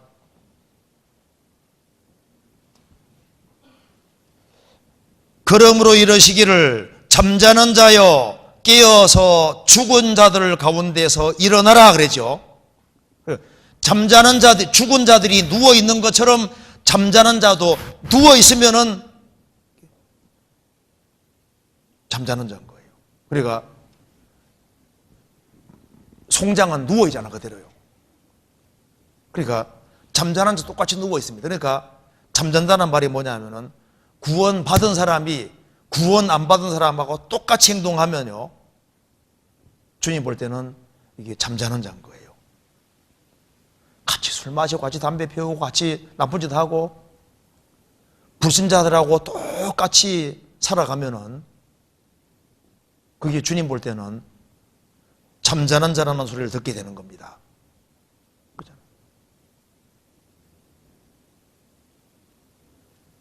교회당만 왔다 갔다 했지 불신자들하고 똑같이 살아가면요, 주님 볼 때는 잠자는 자인 거예요. 그리고 내가 구원받은 사람인데 교회당 왔다 갔다 하는 걸 제외하고는 불신자하고 살아가는 모습이 똑같으면요, 그 무슨 산자냐고. 잠자는 자고 똑같잖아요. 한번 생각해 봐요. 내가 주변에 있는 사람들하고 살아가는 모습 봤을 때, 뭐 교회당 왔다 갔다 하는 걸 제외하고는 뭐 똑같이 밥 먹고 똑같이 잠자고 똑같이 행동하고,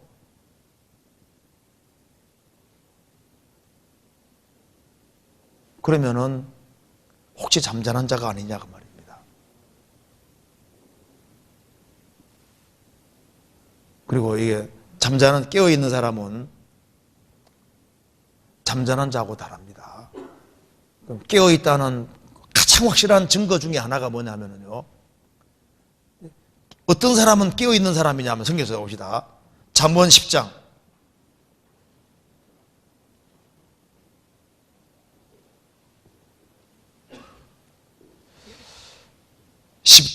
5절입니다.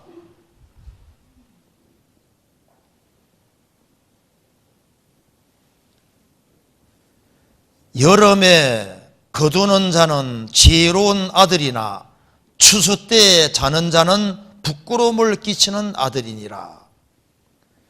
여름에 거두는 자는 지혜로운 아들이나 추수 때에 자는 자는 부끄러움을 끼치는 아들이니라. 여기에 내가 잠자지 않고 있다는 증거가 있습니다. 그게 바로 뭐냐면은 어떻게 하든 간에 불신자들을 깨우려고 하는, 그게 뭡니까? 복음 전하려고 하는 거. 내가 어떻게 접촉하던 사람을 어떻게 하든 간에 이거 복음을 전해서 추수하는 것이 복음 전하는 거잖아요. 그런 마음을 가지고 살아야만 기본적으로 주님 볼 때 자는 자가 아니다 그 말입니다. 그렇잖아요. 남이야 지옥 가든 말든 교회당만 왔다 갔다 하면서 내가 접촉하는 사람들, 그런 사람들하고 똑같이 그냥 사이좋게만 지내면서 그렇게 하면은 내가 산자라는 증거, 그리고 주님 앞에서 내가 해야 될 그런 의무라는 증거 같은 게 없잖아요. 내가 깨어있다는 기본적인 증거는 여기 말한 대로 추수 때 자기 해야 될 일을 알고 자기 위치를 잘 지키면서 자기 할 일을 하는 그 사람이 주님 볼 때 깨어있는 거예요. 이걸 좀 구체적으로 생각해 봅시다. 그래서 이게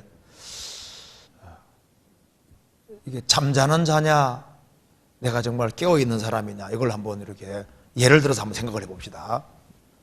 몇 가지로 예를 들어볼 수 있는데요. 첫 번째는 시편 89편 봅시다. 시편 89편.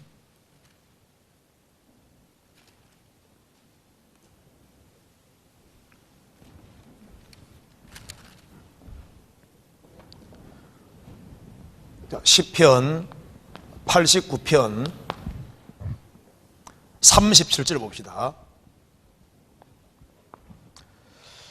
또 궁창의 확실한 증인 달같이 영원히 경곡해 드리라 하시도다. 궁창의 확실한 증인 달이라고 했습니다.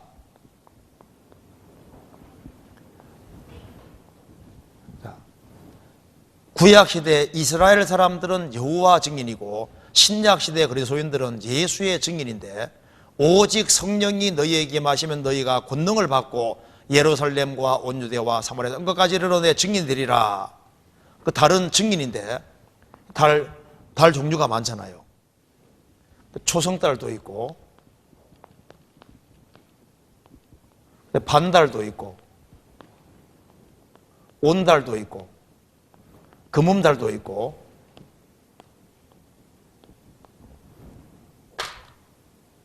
근데 아예 안 비치는 달도 있잖아요. 그죠? 그러니까 이제 완전히 잠든다는 말은 이게 다른 달인데 저 사람이 정말 구원 받았나 안 받았나, 나는 구원 받았는데 주변 사람들이 눈치를 못 채는 거예요. 무슨 말이 되죠? 그러니까 족장시대의 아브라함은 온달입니다. 그죠? 아브라함, 이삭, 야곱은 달로 치면 진짜 온달인 거예요. 온달. 주님 빛을 환하게 비추는 온달이잖아요. 노아 시대의 노아는 온달입니다. 에녹이라는 사람은 달로 치면 온달이잖아요. 300년 동안 주님과 동행하다가 주님을 만났습니다. 그리고 이제 역사를 거슬러 가서 예를 들어서 이제 엘리야, 엘리사 온달이잖아요. 다윗도 온달 역할을 하다가 잠깐 미스했잖아요. 죄를 지었잖아요. 그리고 초대교회 당시에 세례 요한 정말 온달입니다. 베드로, 야고보, 요한 다 온달이잖아요.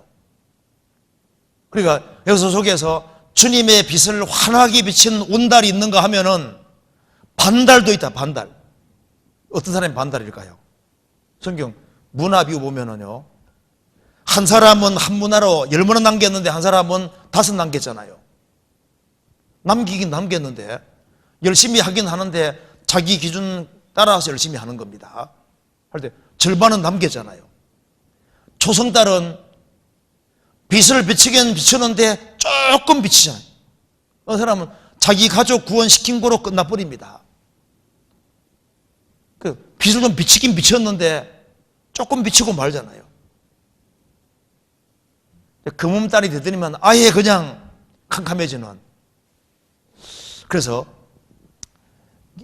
잠자는 자가 어떤 상태냐 하면은, 달로 말하면은 이제 금음달로 가다가 이제 금음달 아시죠? 금음달. 달이 비칠 때 초성달이 됐다가 반달이 됐다가 온달 됐다가 다시 반달 됐다가 하연달 됐다가 그 다음에 이제 금음달 되는 거잖아요. 그러다가 안 보이잖아요. 캄캄하게. 그래서 내가 구원을 받은 사람이 이제 주변 사람들이 모른다 그 말입니다. 뭐 저 사람은 차이가 하나도 없네. 뭐 성도라는데 뭐 별 차이가 없네. 그러면은 잘못하면 주님 보실 때 내가 혹시 자는 자가 아니냐 그 말입니다. 그렇게 생각할 수 있다 그 말입니다. 잠자는 자는 목적을 상실하고 있는 자입니다. 구원하신 목적을 잃고 사는 사람인 거예요. 그리고 또 한 가지, 이제 내가 신앙에 잠을 자고 있는 자가 아닐까. 자는 자는 이렇게 생각해 봅시다. 요한복음 15장 보세요. 요한복음 15장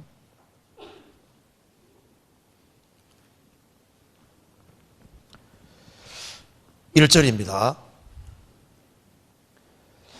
내가 참 포도나무요 내 아버지는 그 농부라.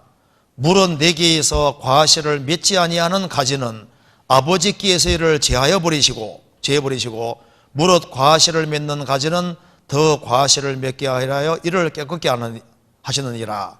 너희는 내가 일러준 말로 이미 깨끗하였으니 내 안에 거하라. 5절입니다.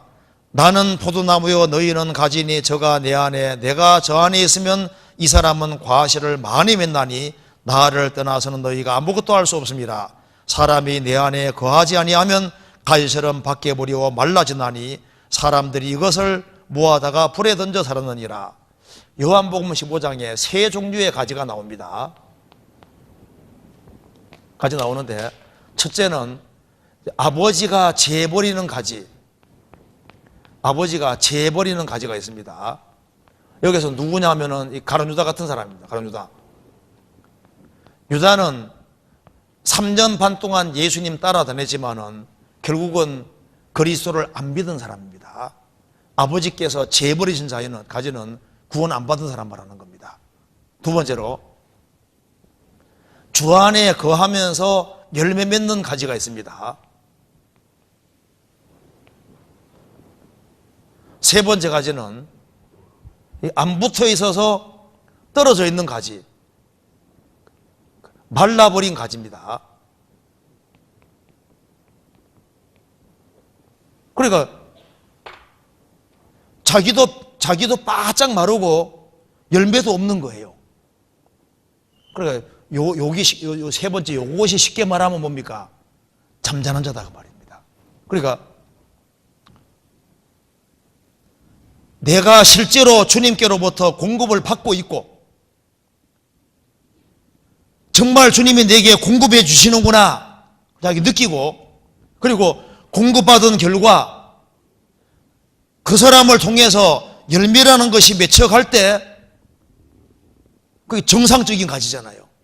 그런데 그냥 교회당 몸만 왔다 갔다 하면서 아무 변화도 없고 열매도 아무것도 없고, 그러면 주변 사람들이 보고서 저 정말 구원받았나, 그러면은 주님 볼 때 혹시 잠자는 자가 아니냐 그 말입니다. 그렇잖아요.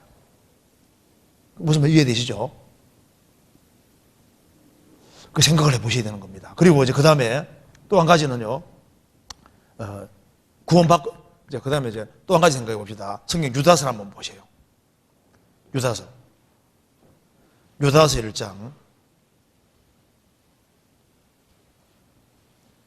8절입니다. 1장 8절.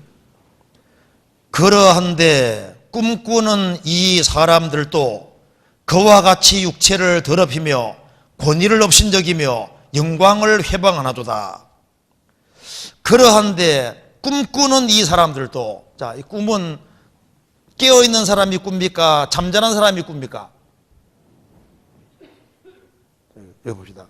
유다서 1장 보면은 1장 8절에 그러한데 꿈꾸는, 여기에 꿈꾸는 자는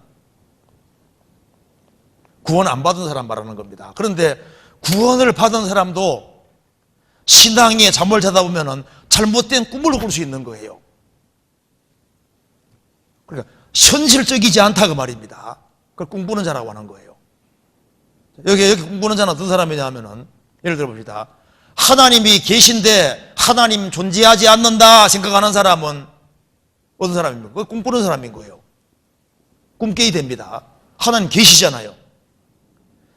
영원한 내세가 있는데 내세가 없다고 생각하는 사람은 그 꿈꾸는 사람입니다. 내세가 있으니까. 그렇잖아요. 지옥이 없다고 생각하는 사람은 꿈꾸는 사람입니다. 지옥이 엄연히 있고 천국이 있잖아요. 그러한데 꿈꾸는 이 사람은, 꿈꾸는 사람이 누굽니까? 여기 말하기를 11절에 화 있을진저 이 사람들이여 가인의 길에 행하였으며 삭설 위하여 발람의 어그러지기를 길로 몰려갔으며 고라의 폐역을 조차 멸망을 받아두다. 가인의 길이 있으면서도 천국 간다고 생각하는 겁니다. 자기 행위에 기대서 주님 피공도에 의지하는 것이 없이 자기 행위에 의지해서 천국 가려는 사람들, 간다고 생각하는 사람은 그거 착각이고 꿈꾸고 있는 거예요. 여기에 꿈꾸는 사람들이 누구냐 하면은 19절에 이 사람들은 당을 짓는 자며 유기에 속한 자며 성령은 없는 자니라. 성령이 없는 사람들, 성령 없이도 천국 간다고 생각하는 사람, 꿈꾸는 사람들입니다.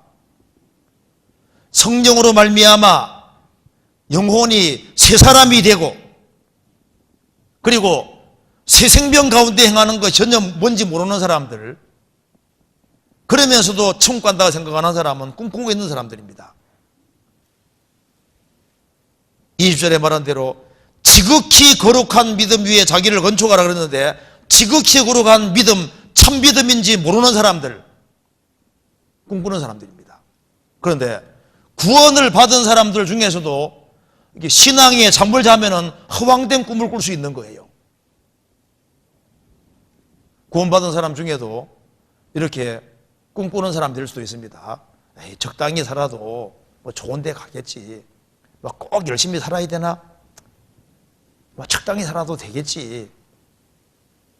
그게 자기 잠이 꿈꾸는 겁니다. 성경 어디에도 죽도록 충성하라 그랬고, 첫사랑을 버린 사람은 회개해서 처음 행기를 가지라고 했지, 어디에서 성경에서 타협해 살고 네 편한 대로 살아라고 되어 있는 구절이 어디 있어요? 편한 대로 살라고 구원시켜 준 게 아니잖아요. 우리를 구원하셨을 때는 목적이 있는 겁니다. 우리는 주님이 목숨을 버려서 산 사람들입니다. 주님이 피값을 흘려서 우리를 사신 거예요. 우리를 너무 귀중히 생각해서 값주고 사셨기 때문에 우리가 정말 잘 되기를 바라시잖아요. 그러니 성경에서 너 이제 구원받은 지 오래됐으니까 그 정도 살아면 된다고 말합니까? 성경에서 신앙에 진보하라고 말씀하셨습니까? 진보하고 발전하라고 말했잖아요. 성경은 그렇게 말하고 있습니다. 그리고 내가 가족을 전도하지 않아도 구원될 사람은 기어코 구원될 거라고 꿈꾸는 사람이 있는데 천만의 말씀입니다. 내가 내 편한 대로 살아가는데 주변 사람들이 구원될 거라고, 구원될 사람은 의뢰 구원될 거라고 생각하면 그 꿈꾸는 사람이 되는 거예요. 그건 꿈인 거, 자기 꿈인 겁니다. 성경에서 구원받은, 안 받은 사람들을 그들을 위해서 기도하고 구원 전도하라고 돼 있잖아요. 그러니까 이게 잘못하면은 구원을 받은 사람도 이게 신앙적으로 잠드는 사람처럼 꿈꾸잖아요. 엉뚱한 꿈 못하니까요.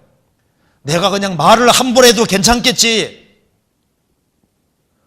내가 성내도 괜찮겠지. 성경 말씀하기를 사람의 성내는 것이 하나님의 의를 이루지 못한다고 했습니다. 성질을 내가 자주 내는 것 때문에 주변 사람들 전도가 막히는데 그걸 모르는 거예요. 괜찮겠지. 그게 자기 꿈꾸는 거예요. 성경에 조심해야 되는 겁니다. 내가 함부로 행동해도 실족하는 자가 없을 거다. 그 자기 생각인 거예요. 내가 구원받았는데 교회를 몰라도 괜찮아. 그 자기 꿈꾸는 거잖아요. 성경에서는 구원받은 사람은 교회에 연결되고 교제를 반드시 연결되라고 명령하셨잖아요. 명령. 내 혼자서도 신앙생활을 잘할 수 있을 거다. 꿈꾸는 자입니다. 어떻게 혼자 신앙생활을 할 수 있겠어요? 그리고 그리스도인의 심판 때에 그걸 과소평가하는 사람도 꿈꾸는 자가 될 수 있습니다. 고린도서 5장에서 말씀하기를 바울 사도는 우리가 하나님의 주님의 두려움을 안다 그랬잖아요. 그리스도인의 심판 때가 얼마나 중요하고 심각한 것인데 그 심판 때를 과소평가하냐 그 말입니다. 성경에서 볼까요? 고린도후서 5장 보시겠습니다.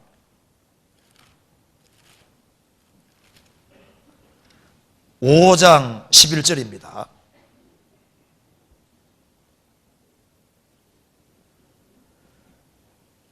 우리가 주의 두려우심을 알므로 사람을 권하노니 우리가 하나님 앞에 알리워졌고 또 너희의 양심에도 알리워졌기를 바라노라. 우리가 주의 두려우심을 알므로, 바울 사도는 셋째 하늘까지 갔다 온 사람인데 우리는 주의 두려움을 안다 그랬습니다. 9절, 그래서 이렇게 말했습니다. 그런즉 우리는 거하든지 떠나든지 주를 기쁘시게 하는 자 되기를 힘쓰노라.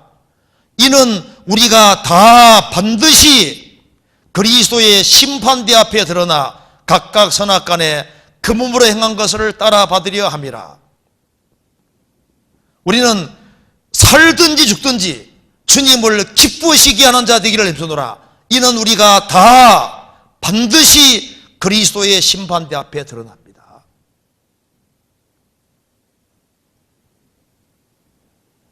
잠자는 자는 자꾸 계속 잘라 그러잖아요. 잠자면 잠이 자꾸 늡니다. 잠자면 정말 만사가 귀찮고 그 잠 빨리 깨야 되는 겁니다. 그래서 주님께서 말씀하시기를 다시 한번 찾아봅시다. 에베소서 5장 14절. 그러므로 이르시기를 잠자는 자여 깨어서 죽은 자들 가운데에서 일어나라.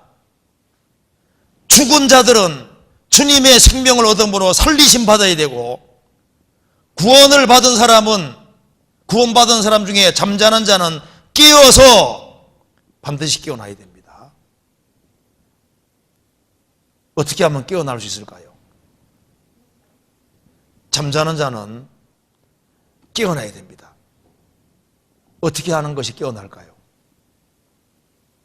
깨어나는 방법 중에 하나가, 제일 첫 번째는 하나님 말씀을 열심히 들어야 됩니다. 이 하나님 말씀은 대포소리 비슷하거든요. 죽은 자들 속에 있을 때 죽은 자들은 뭐 대포를 쏘든지 뭐 총소리 나든지 못 일어나잖아요. 그런데 잠자는 자는 무슨 시끄러운 소리 나면 일어나잖아요. 뭐 천둥쳐도 일어나는 것처럼, 자는 자가 어떻게 깨어날 수 있냐 하면은 하나님 말씀을 들어야 됩니다. 이 하나님 말씀은 불같고 바위를 부수는 망치 같아서 하나님 말씀을 들으면은 하나님 말씀 듣는 가운데 영혼이 깨어나게 되는 거예요. 그리고 하나님 말씀 중에서 아주 심각한 말씀 들을 때, 주님의 심판대를 깊이 생각할 때, 심판대 생각하면 안 깨어날 수가 없는 거예요. 그렇잖아요? 그리고 주님이 곧 오신다, 주님을 만나야 된다, 그걸 깊이 생각하면 안 깨어날 수 없는 겁니다. 주님 만나야 되는데. 우리가 징계를 받고 깨어난 경우도 있고, 그리고 구원받은 사람이 적극적으로 신방에서 권해서 깨어나는 경우도 있고, 심지어 불신자들에게 책망받고 깨어나는 경우도 있습니다. 요나는 뱀비창에 자고 있었잖아요. 자는 자여 찌면요, 주님의 재림의 징조를 보고도 깨어나는 경우가 있는데, 어떤 방법으로든 간에 깨어나야 됩니다. 그런데 주님께서는 구원받은 게 확실한 사람은 결국은 깨웁니다. 신비한 방법으로 깨웁니다. 깨어나야 되는 거예요. 잠자는 자여 깨어서, 때로는 갑자기 부모가 죽고 자녀가 죽는 걸 통해서 신앙잠에서 탁 깨는 경우도 있거든요. 그리고 자기 주변에 구원 안 받은 사람이 비참하게 죽는 걸 보고도 깨는 경우도 있고, 깨어나는 경우가 여러 가지가 있습니다. 반드시 깨야 됩니다. 그래서 잠자는 자여 깨어서 죽은 자들 가운데서 일어나라. 무슨 말입니까? 죽은 자들 가운데서 일어나라, 그 말은 구별되라, 그 말이에요. 구별되라. 과감하게 구별되어야 됩니다. 그래서요, 불신자들과 구원 안 받은 사람하고 대화하고 해야 되는 건 맞지만은 그들하고 너무 친밀한 관계 속에 있으면은 과감하게 그물 딱 꺼서 구별되어야 되는 거예요. 죽은 자들 가운데서 일어나라, 딱 구별되라 그 말입니다. 그리고 구원받은 사람이 구원 안 받은 사람하고 사귀는 거, 그 과감하게 딱 그물 구별되어야 됩니다. 그잖아요. 그리고 잘못된 교리 같은 걸 가지고 있으면요, 자기 신앙에 손해되니까 거기에서 딱 그물 그어야 돼요. 어떤 사람은 잘못된 사이트 같은 거 자꾸 봐가지고 신앙이 망치는데 그게 더 구별되어야 되고, 거짓된 모임에서도 구별되고, 도박하는 사람은 도박에서도 구별되고, 죄에서 구별되고, 인정줄에서도 구별되고, 구별되어야 되는 거예요. 왜? 주님께서 일어나라고 말씀해요. 일어나라고. 잠자는 자여 깨어서 죽은 자들 가운데서 일어나라. 주님이 호출하시는 겁니다. 주님 명령하시는 거잖아요. 전능하신 주님께서 일어나라고 말씀하셨습니다.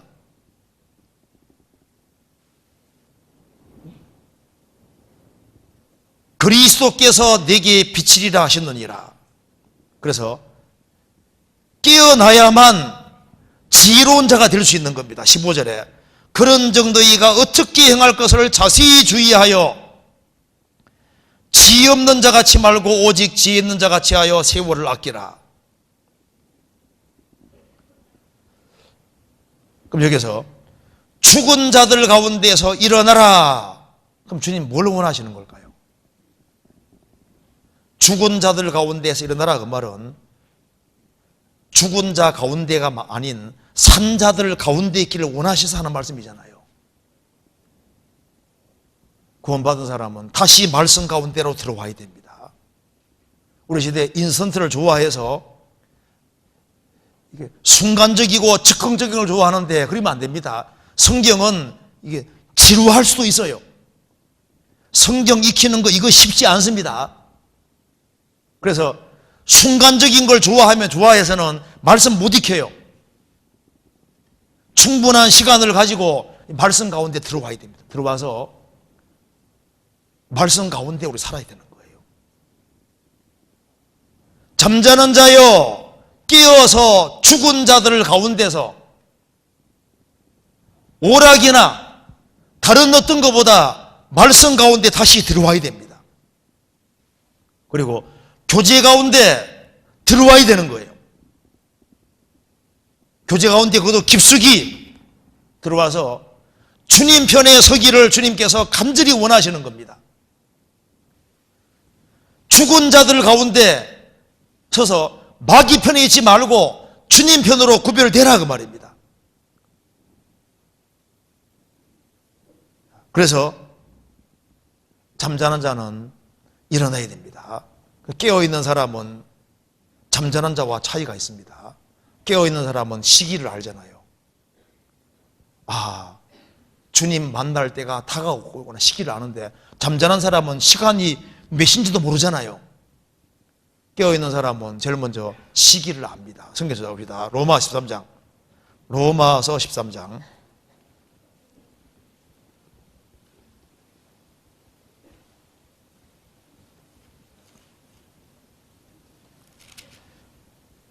11절.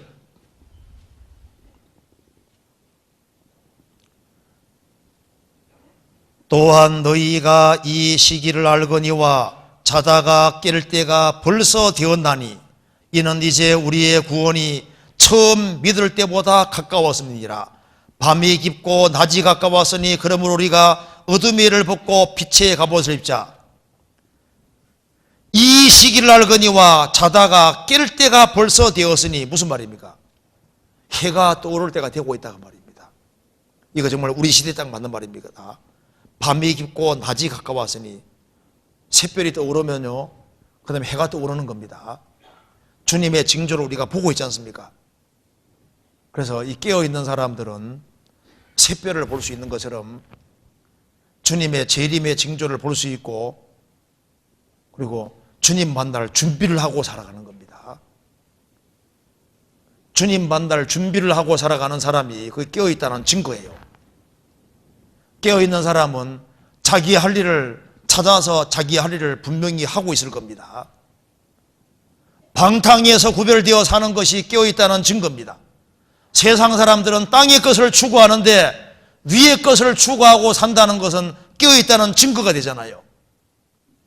영적인 주식이기 때문에 영혼을 건지는 그쪽에 부지런한 사람은 깨어있다는 증거가 되는 겁니다. 그래서 여기에 에베소 다시 봅시다. 여기에 참 감사한 말이 나와 있습니다. 14절에 중간에 죽은 자들 가운데서 일어나라. 그 다음 같이 읽어봅시다. 그리스도께서 내게 빛이리라 하셨느니라.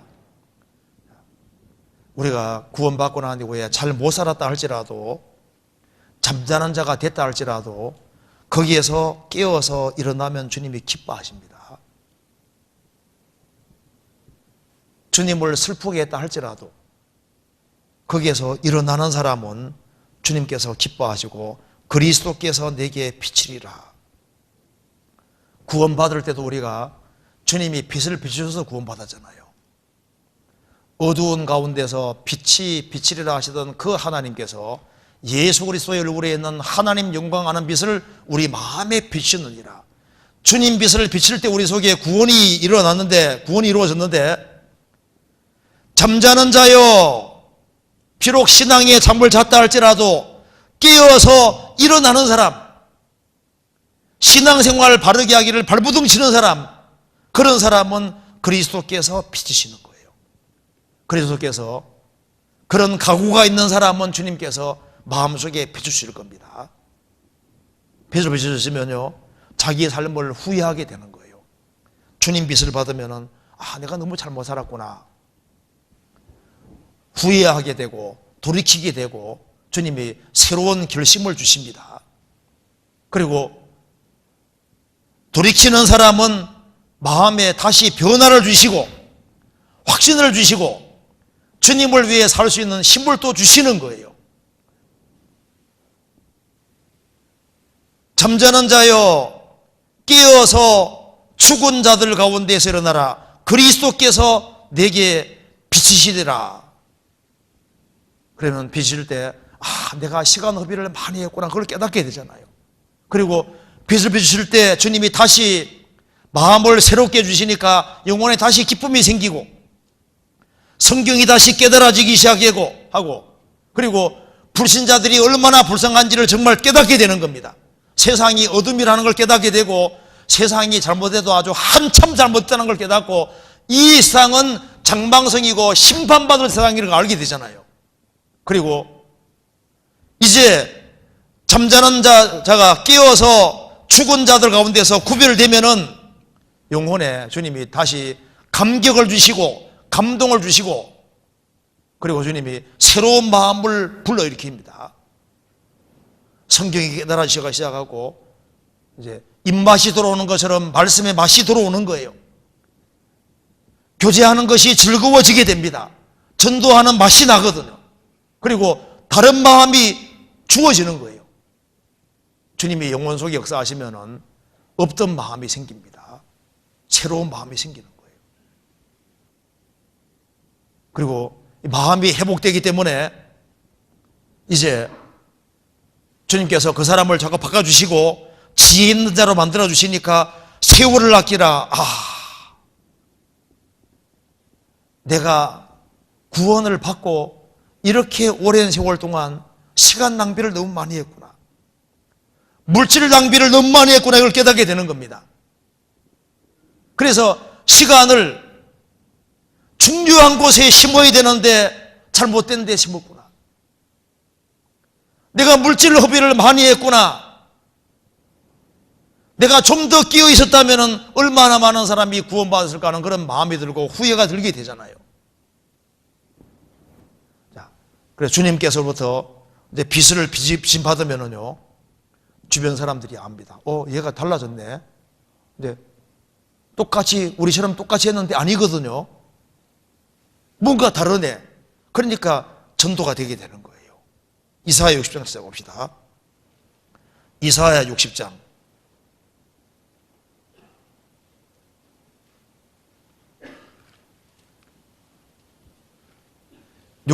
1절입니다.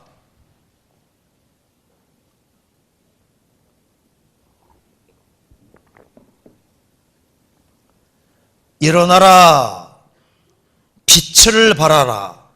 이는 내 빛이 이르렀고 여호와의 영광이 내 위에 임하였음이니라.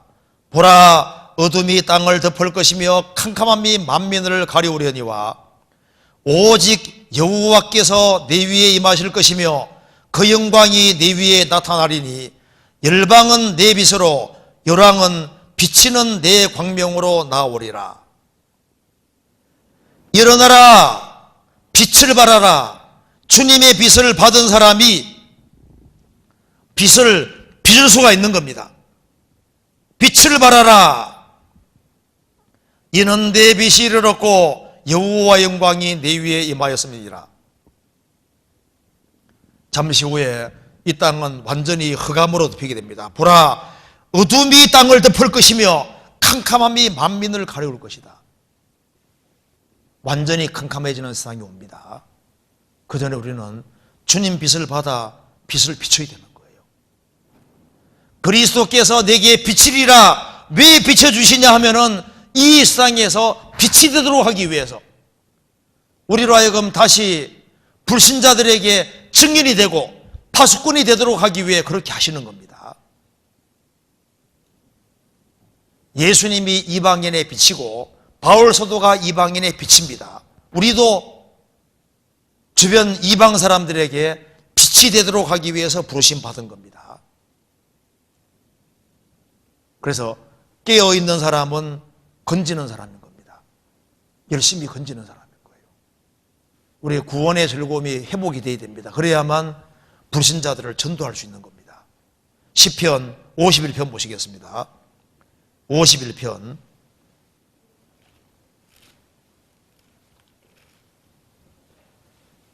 12절.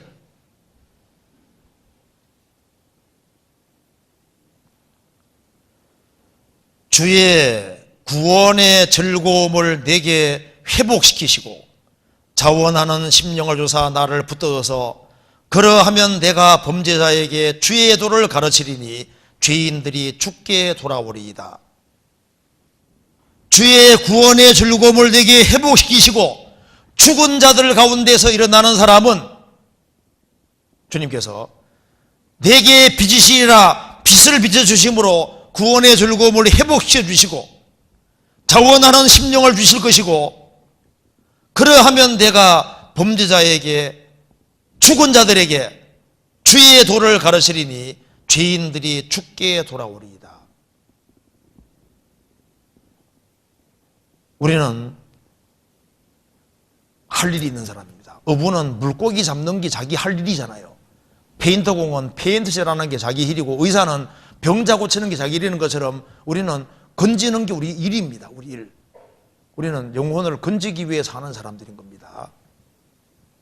그래서 우리는 사명이 있는 사람인 거 잊지 말아야 돼요. 그래서 깨어 있다가 주님 만나야 됩니다. 깨어 있다가 주님 만나는 사람은 정말 복 있는 사람이 되는 겁니다. 한 군데부터 보도록 합시다. 마가복음 13장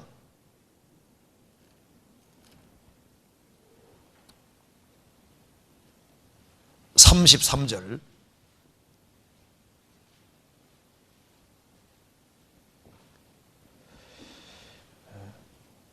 주의하라, 깨어 있어라. 그때가 언제일지 알지 못함이니라. 가령 사람이 집을 떠나 타국으로 갈 때 그 종들에게 고난을 주어 각각 사물을 맡기며 문지기에게 깨어 있어라 명함과 같으니, 그러므로 깨어 있어라. 집주인이 언제 올는지, 혹 전볼 때일런지 밤중일런지 닭 울 때일런지 새벽일런지 너희가 알지 못함이라. 그가 홀련히 와서 너희의 자는 것을 보지 않도록 하라. 깨어 있어라. 내가 너희에게 하는 이 말이 모든 사람에게 하는 말이니라 하시니라. 그가 홀련히 와서 너희의 자는 것을 보지 않도록 하라. 깨어 있다가 만나야 됩니다. 그래서 이 세상에 죽은 자들이 너무나도 많이 있는데 우리가 산자가 됐다는 건 축복이잖아요. 산자가 됐는데 산자로서 깨어있다가 주님을 만나야 됩니다.